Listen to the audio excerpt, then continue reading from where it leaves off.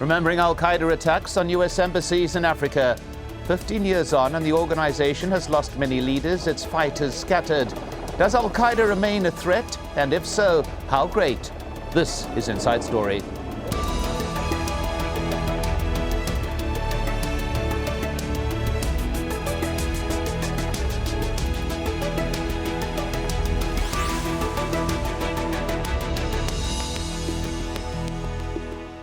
Hello and welcome to the program. I'm Mike Hanna.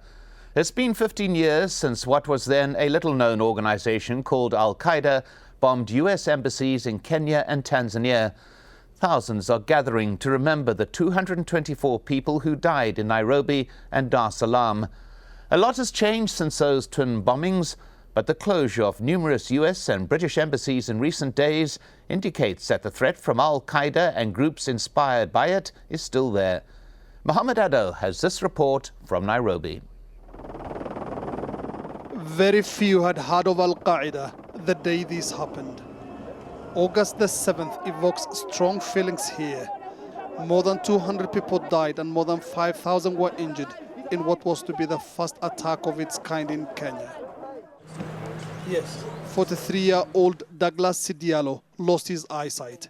He was heading to work when the twin blasts happened. A day that will linger in my memory forever. A day in which my family life was changed.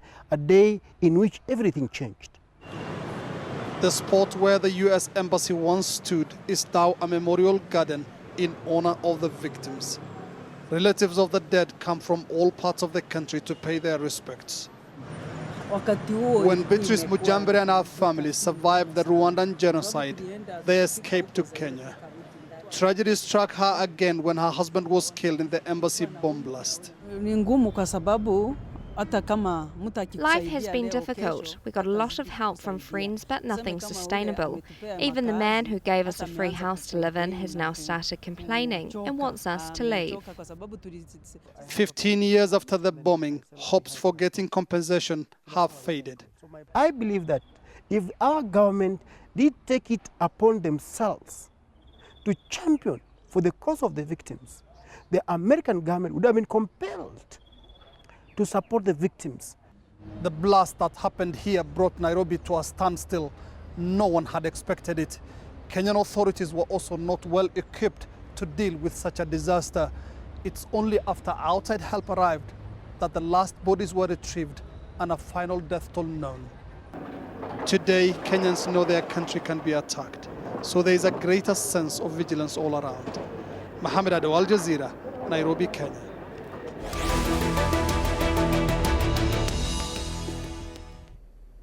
Well, Barack Obama recently talked about the so-called war on terror coming to an end, but al-Qaeda still has the power to rattle governments. Let's take a look at how the group has evolved. In the early days, al-Qaeda's global operations sprung from a centralized leadership. Osama bin Laden or his immediate lieutenants planned and directed attacks. Everything changed after 9/11. The US military response in Afghanistan crippled al-Qaeda's leadership, and bin Laden was forced into deep hiding. The leadership then became more decentralized, and al-Qaeda became what could be called a franchise. Bin Laden now served as an inspirational rather than operational leader. Things changed once again after what was named the Arab Spring. The massive show of people power delegitimized the more radical message of al-Qaeda. But a resultant power vacuum also allowed al-Qaeda to grow in a way that it wasn't able to before, under the security regimes of now toppled or embattled Arab dictators. Today, a growing list of al-Qaeda affiliates is showing strength in Syria, Iraq, Libya and Mali. But it's no longer solely Western targets in their sights, but also fellow Arabs. Well, for more on this, I'm joined by our three guests. From London, Raffaello Pantucci, author and Senior Research Fellow for International Terrorism at RUSI. Also from London, Usama Hassan, Senior Researcher at Quilliam Foundation. And joining us from Manama, Swad McKennett, Newsweek columnist and visiting fellow at Harvard and Johns Hopkins. Welcome to you all. Let's begin with Usama Hassan. Events of the past week, the closure of embassies, reports of a plot in Yemen, indicate that al-Qaeda, in whatever form, is very active indeed. Yeah, it certainly is. Al-Qaeda has evolved, of course, ever since 9/11 and its military defeat in Afghanistan. It's lost its haven in Afghanistan, but other havens have popped up for it around the world: Yemen, Somalia, Mali, and now Syria. And it still wants to fight the Western world, or what it regards as Muslim collaborators with the West, and therefore it will try to hit at Western targets such as embassies and businesses around the Arab and Muslim world. Well, Suad McKenna, to your view, we have seen this upsurge in activity, apparent upsurge in activity, the US would have us believe. Does this mean that there's a new phase starting, perhaps? Well, there is. I don't think it's right to call it a new phase, but as was said already, Al-Qaeda is becoming stronger as well.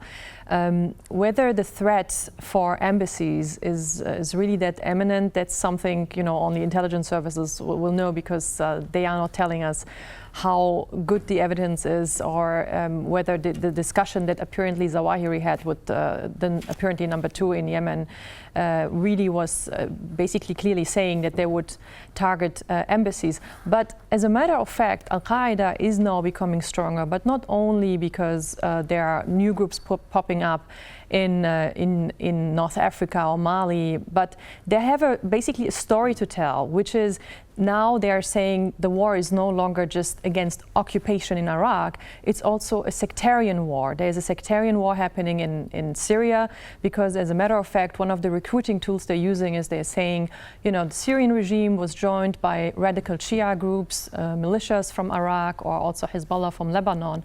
And this is a very powerful tool to recruit amongst Sunnis. So this indeed might be a new problem we are facing. Well, Raffaello Pantucci, if you would like to pick up on that the nature of recruiting, if one wants to put it like that, has altered. The West is not just the target anymore alone, perhaps. There are other targets, other things being striven for by al-Qaeda and its affiliates. Well, I think, you know, al-Qaeda and its affiliates always had other targets beyond the West. I think we should remember that, you know, originally a lot of these groups that sort of came together and became al-Qaeda in the sort of 90s were primarily initially focused on what they saw as apostate regimes in the Muslim world. For example, the regime in Egypt. For example, the Saudi monarchy. There was always this distinction that they drew between what they perceived as the near enemy, i.e. the leaders of Muslim states who were, you know, secular Muslim states, versus the far enemy, which would be the United States and Western powers that were supporting them. And for a while, there was very much a focus on trying to hit the far enemy, though they would still try to hit the near enemy when they could. And what I think we've seen in the past few years is that there's been a sort of shift back, if you will, to focusing back on the sort of the regional affiliates have started to refocus once again on their regions rather necessarily than targeting the sort of global targeting. They still talk in sort of globalist terms and use this sort of al-Qaeda internationalist narrative, if you will, but they have a tendency to sort of be much more local in their targeting and their focus. Well, Osama Hassan, does this arise out of the political movements that have happened in the Arab world, in particular in recent years, what people have labeled the Arab Spring, a spread of democratization on the surface at least, and the voting, the balloting elections, which al-Qaeda has heavily criticized in a number of statements? Is this connected, why it may be refocusing to a degree? Well, certainly when the Arab Spring started 2 years ago, there was a strong movement for democracy amongst those protesters, and al-Qaeda was sidelined for a while because this was the Arab youth wanting freedom and democracy, which we had heard from the West before, and they certainly didn't want a narrow theocratic Islamist state which would impose a very harsh and narrow version of Islamic law, which is what al-Qaeda want. But I think what's happened now in Syria has become like Afghanistan of the 80s or Bosnia of the 90s. It's drawing in hundreds or thousands of jihadist fighters from around the world, and it is becoming a bit of a center for al-Qaeda, a recruiting ground. There is also Nigeria, Boko Haram, and the upsurge in activity there. Plus, of course, the what we should call a military coup in Egypt, which has ousted a democratically elected Islamist government. Now that is a perfect kind of grievance for al-Qaeda to exploit, which they do. They look for grievances to exploit. So back in when 9/11 happened, one of the major grievances was American troops in Saudi Arabia. That grievance is no longer there, but now they have a grievance like this. They can say that democracy has failed, or that the Western powers helped this military coup because it was Islamists in charge, and therefore the ballot box is not a way forward. Because, of course, don't forget, they have a very powerful ideology underpinning all their actions, which is a narrow theocratic Islamist state which they want to develop based on medieval Sharia law, actually, which they want to impose. And modern ideas of human rights, freedom, democracy go totally against that. So they will be opposed to the very idea of this kind of modern revolutions. And that's why the failure of democracy in places like Egypt and also Syria is a real cause for concern.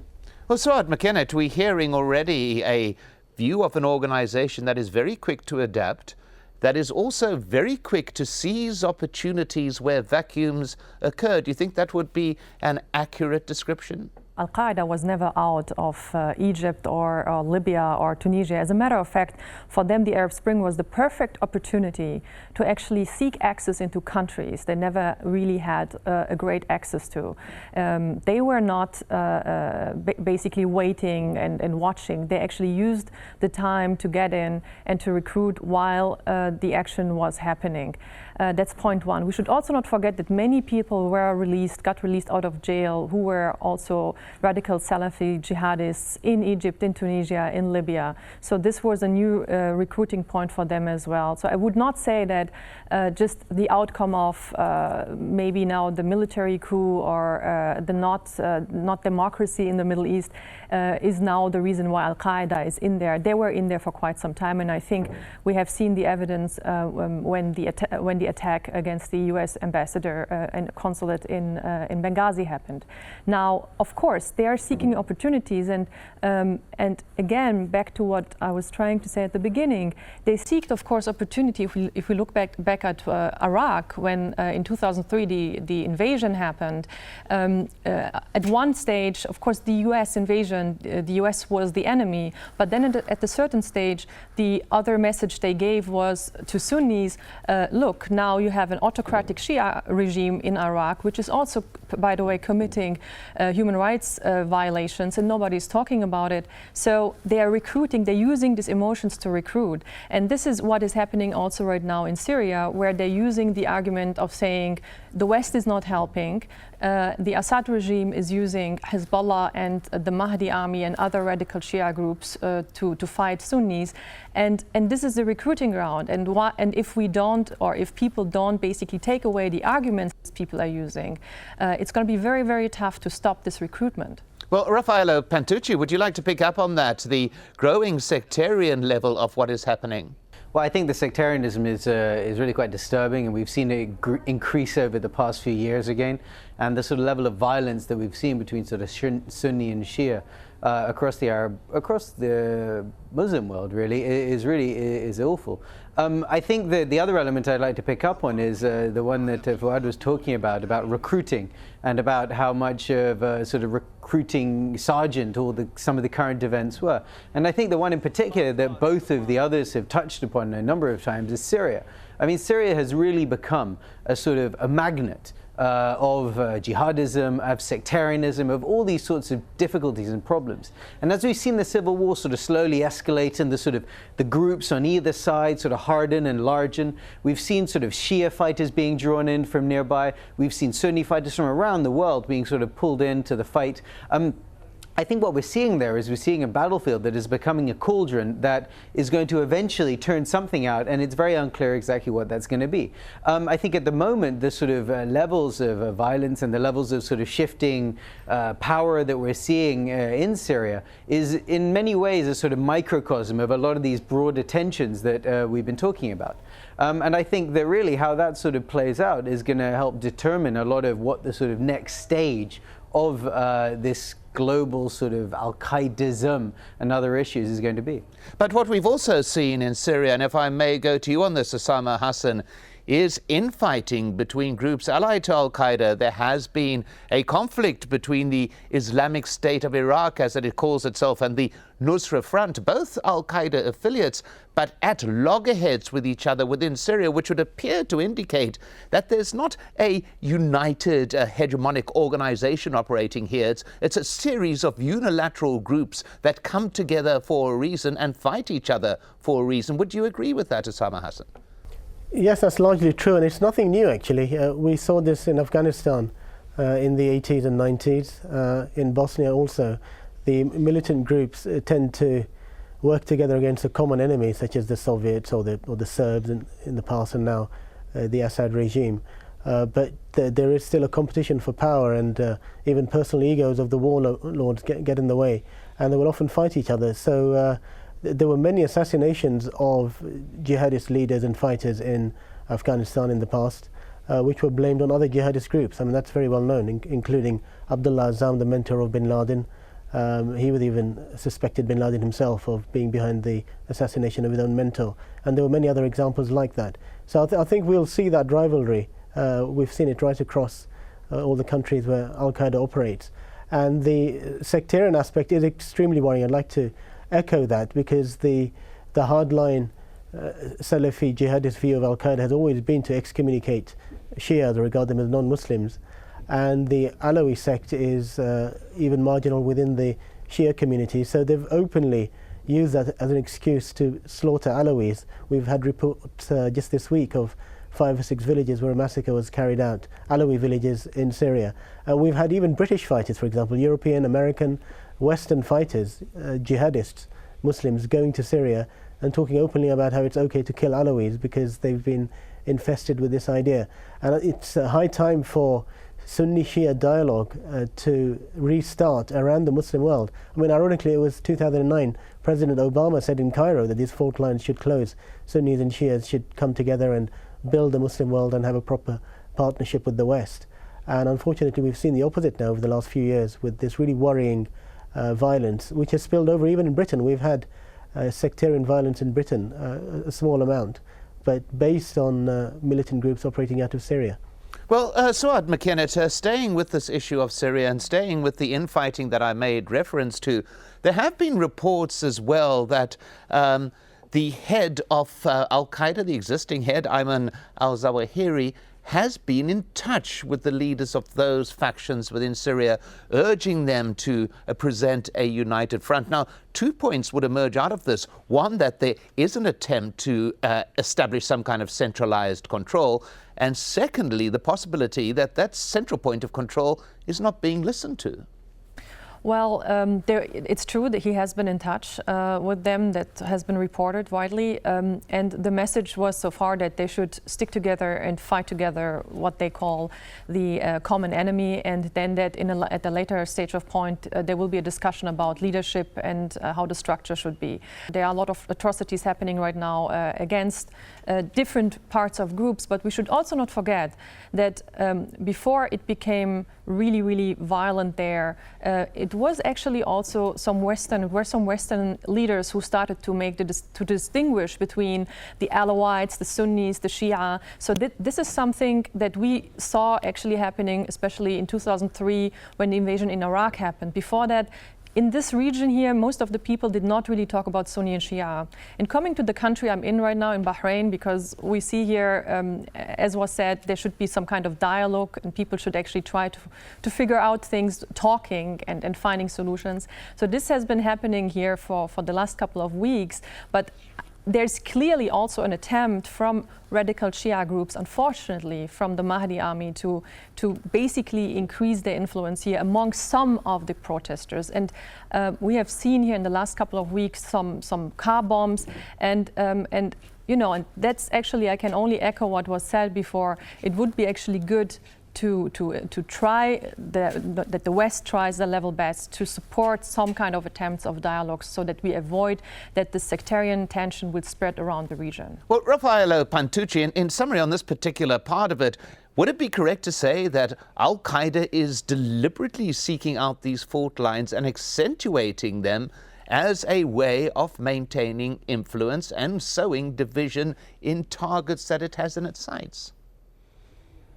Well, I think, yes, they've openly spoken about doing this. I think al-Qaeda in Iraq, this is before when there was sort of American forces there and when you had the whole sort of insurgency happening under Ayman al-Zarqawi.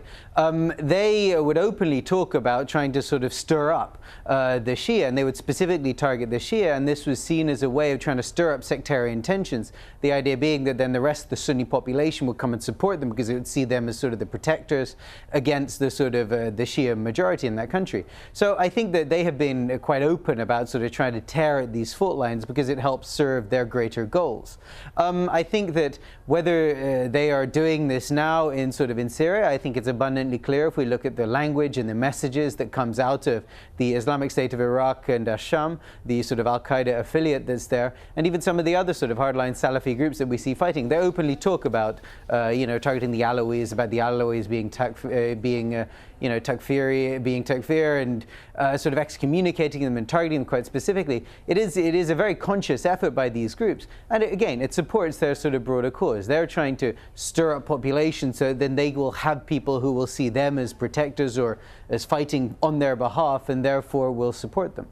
Well, Usama Hassan, we've been talking about the region, the Middle East in particular, but what kind of impact does this have outside the region in places like the United Kingdom and the United States, where there have not been many attacks in recent years, as though there has been a focus on other areas? Is there a reason for this? Is this purely a lull? Is reorganization going on?